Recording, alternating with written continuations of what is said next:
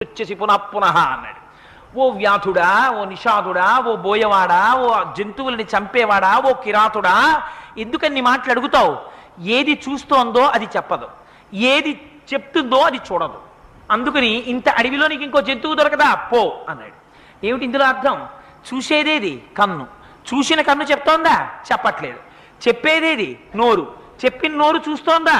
చూడటం లేదు.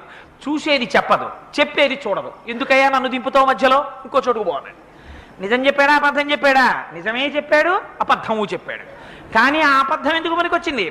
వేరొక ప్రాణి యొక్క ప్రాణములను నిలబెట్టడానికి పనికొచ్చింది. అలా అబద్ధం చెప్పినా అది సత్యము కిందకే వస్తుంది. అందుకని ఒక్క బీజాక్షరాన్ని పలికినంత మాత్రం చేత ఆనాడు ఉతచ్చుడు ఎంత గొప్ప పండితుడైపోయాడయా!